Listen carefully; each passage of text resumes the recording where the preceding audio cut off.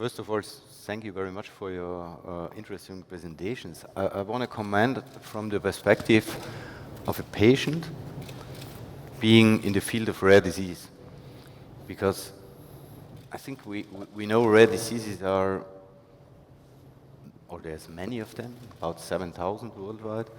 There's hundreds of million people being affected, and I'm very sure that we are not going to solve these rare diseases, because so far there's only a fraction of them. There is a therapy available for them. We're not going to solve them on a local level.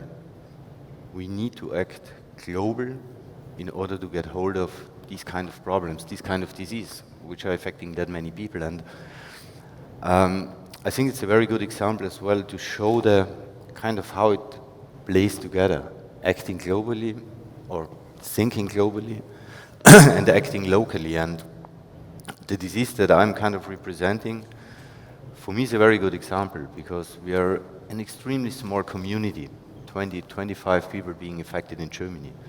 So there's in fact no chance to really get support for that disease.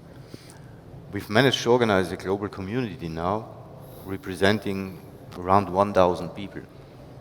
People being ready to share their data. And if we talk about global challenges, I think data are almost immune against all the challenges we heard. They're easy to share, they're easy to transfer, they're not so much depending on your environment, on your the situation you're living in. So using this data, storing this data, and making them accessible to whoever globally is capable of working with them, I think is crucial. And what we currently see is that we are able to manage or to find this data, but we are not able to find somebody to work with them on a global level. And that's, for the time being, a big threat for us, and I think for many diseases or rare diseases as well. On the other side, we need to make sure on the local level that we speak the right languages with those people providing these data. Because obviously we are acting in different time zones, if you want so. Science is very much into the future. Patient wants support now. So if they give their data, they hope for immediate effects. So that's where kind of the local management is important, working with these kind of data. On the other side, it's a huge opportunity to share this data on a global level.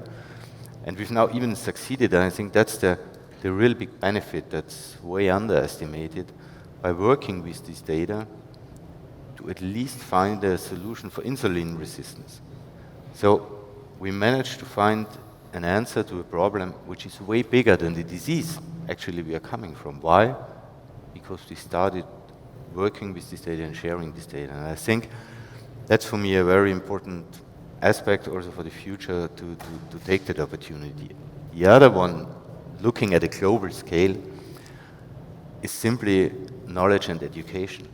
Again, that's for me immune to so many environmental influences like we've also heard now. And I have the pleasure of being part of a global board of a pharma company which consists of patient advisors worldwide, where we're now starting to set up a platform for patient organizations to enable and empower people, patient organizations worldwide to really start working for their disease, for the things they are affected with, in order to make sure that we can share the knowledge we have as a group with all these people who need it and want it.